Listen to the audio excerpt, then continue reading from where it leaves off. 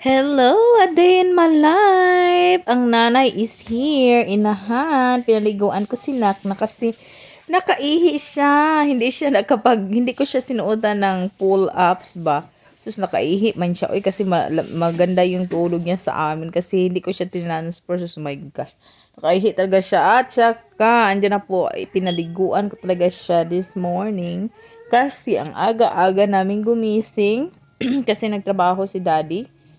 So, alas 4 talaga akong maggising kaya para timanan ko si daddy. Finish that juice. And then, siya na naman kasi magsabi niya siya sa akin, "Good morning, mommy. Good morning." So, that's what guys. Pinaliguan ko talaga siya. Sabi ko sa kanya, magpupo ka dyan. Kaya para pag humani magpupo, magligo ka. Naligo talaga yan siya. Tapos, ang lamig-lamig talaga guys kasi 27 degree. Finish that one ba? Finish it. Oh, tapos nag-voice over ako tapos hindi niya finish ang Diyos. Sabi ko sa kanya, oh, hukda na, finish it. So andyan nagtingog yung alarm namin kasi yung ano ba itlog nag-full na ko yung ano pagpaandar sa amo ang may ao kanang lutuan ng stove. So nag-alarm ang aming balay. So andyan na po yung breakfast niya. Pinaano ko ng ininit na tubig yung strawberry kasi ang lamig galing sa refrigerator. So yan na po yung breakfast niya.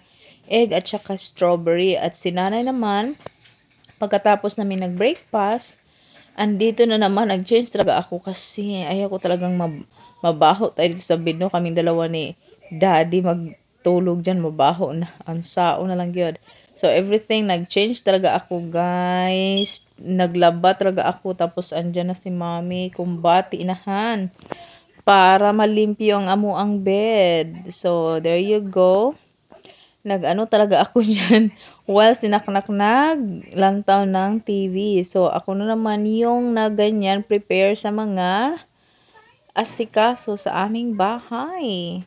So, see, look at our bed na clean na. So, everything I'm gonna change na gyud.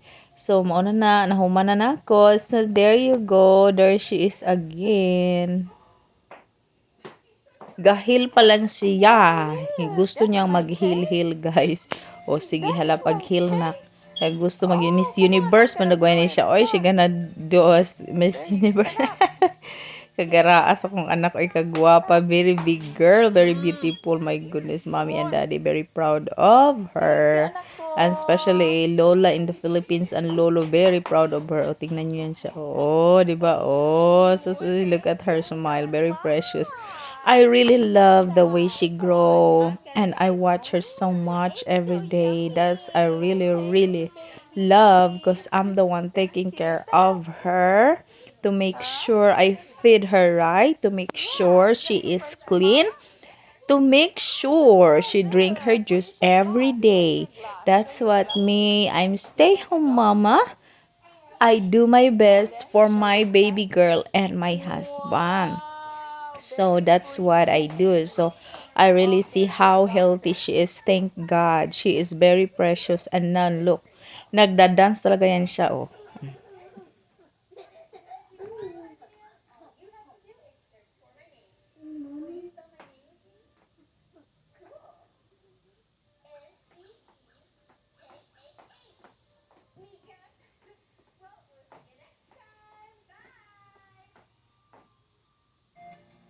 Oh, di ba? Nagda-dance talaga yan siya.